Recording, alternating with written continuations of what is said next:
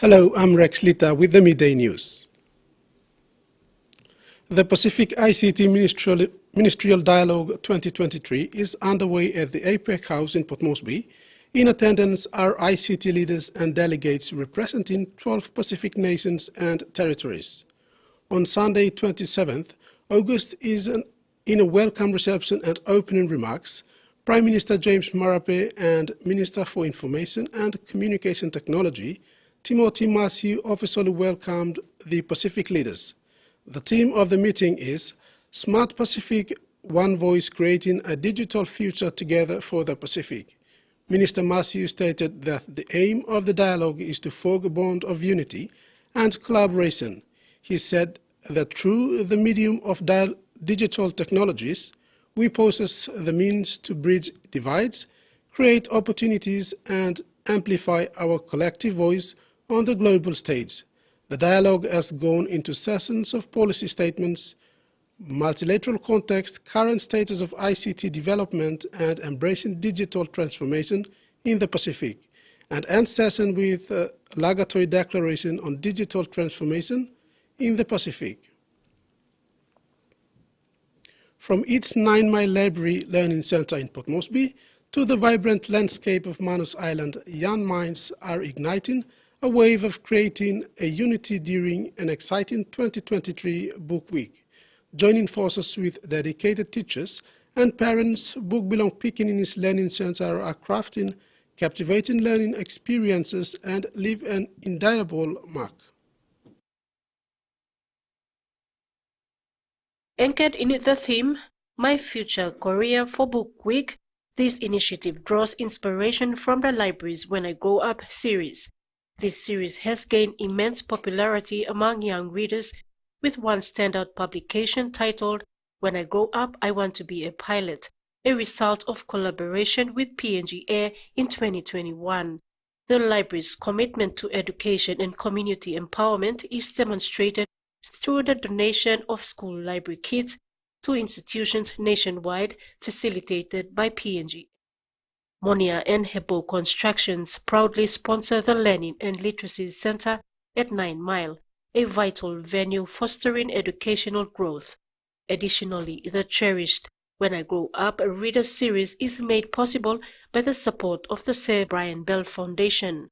Meanwhile, on Manus Island, a captivating transformation unfolds. Young participants immerse themselves in an educational journey themed around When I Grow Up, I Want to Be a Farmer. Drawing inspiration from the library's farmer-focused reader, they engage in activities like planting vegetables, exploring farming practices, and embracing Papua New Guinea's cultural heritage. The library's presence on Manus Island is amplified by the generous sponsorship of the BSP Financial Group Limited. The island's young mini farmers eagerly explore future career possibilities in agriculture, resonating with PNG's vibrant farming culture. Susan Oreape, TVWAN News. Lutheran Day Primary School in Midday ended their week on a high note with performance by students on the theme Read, Grow and Inspire. Even though celebrations were a week late, it was an opportunity for trainee teachers from Midday Teachers College to have hands-on experience in organized school activities. School head teacher Benedict Baleng encouraged students to read more books so that they can build their vocabulary and increase learning about people and places. Trainee teachers also put up a short performance on the book Think Big by Ben Carson, who taught himself so much by reading books. Dr. Carson also went on to become one of the world's top brain surgeons. In regional news, accidental fatal overdoses in Australia continue to be driven by the use of opioids, according to the country's annual overdose report. But in its increased use of anti-anxiety medication in combination with other drugs that causing concern. A snapshot of drug overdoses produced by the Pennington Institute makes for some difficult reading. It's found that in the 20 years since 2001, over 37,000 Australians have lost their lives to drugs. That's one person every 4 hours, and most of those are accidental. During that period, the number of unintentional drug-induced deaths has increased by more than 70%, despite Australia's population growing by just 33%. Indigenous Australians are overrepresented in overdose deaths, 20 per 100,000, compared to just under 6 per 100,000 for non-Indigenous people. Interestingly, it's a worse problem in regional and rural areas, but it affects people from all walks of life, including from the richest to the poorest. It really is a tragedy. It's far exceeded the road toll now since 2014, and yet we're not giving it the attention that it deserves. Deaths from anti-anxiety prescription medication are also on the rise. In 2021, benzodiazepines were the second most common cause of unintentional drug-induced deaths behind opioids. While the actual cause of death is often a combination of drugs, the proportion of accidental overdose deaths involving benzodiazepine has grown in the past 2 decades. And there are similar rises for stimulants, anticonvulsants and antipsychotics. We've got a very significant overdose problem now with stimulant drugs, methamphetamine and cocaine, but also still with anti-anxiety drugs and sleeping drugs prescribed by doctors. The Pennington Institute says we only need to look to America and Canada for an example of the catastrophic impact of synthetic opioids. It wants health authorities here to start making plans. We've certainly seen in the US the rise of fentanyl, and we've seen fentanyl increase in Australia, but not anywhere near the scale of what's been happening in the United States. That's a real danger for us, and we should be preparing for the possibility that fentanyl comes to Australia. When the CFA was fighting the Black Summer bushfire, the logging tracks that gave them access to the forests of northeast Victoria were crucial. But with native timber logging set to be wound up at the end of this year, authorities fear the workers who helped maintain those tracks will move on. When the Black Summer bushfires tore through northeastern Victoria 3 years ago, Steve Wilkinson saw the damage they could do. Well, unfortunately with these fires there was no way of stopping them. At the time, he was employed by Vic Forests as a logging contractor, using and helping maintain the tracks so crucial to fighting bushfires. But with the native timber industry being wound up at the end of the year, he fears communities in the Upper Murray will be left exposed. Without that specialised equipment in like harvesters and skidders and dozers, you know, putting in fire breaks and backburn tracks, Dwelp haven't got enough machines of their own to do it. Local authorities are also concerned about what will happen once the timber workers move out. If we're not using those tracks anymore, you know, are they going to be open and available for access for fighting fires? Forest Fire Management Victoria says it will continue to use timber industry workers to maintain fire tracks and help prepare for bushfires after native logging ends. But there's concern there won't be enough work to keep contractors in the area.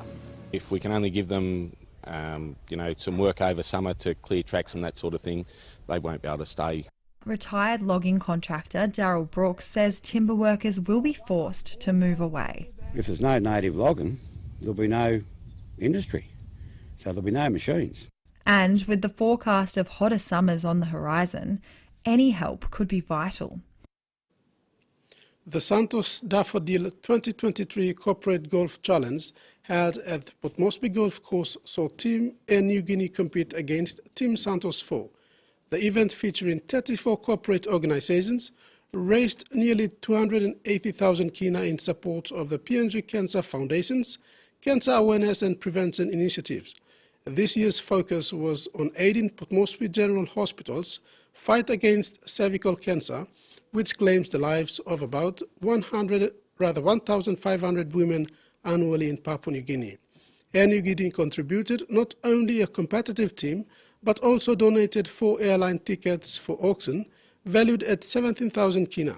The fundraising success exceeded last year's by over 100,000 kina, marking rather marking a significant milestone for the PNG Cancer Foundation.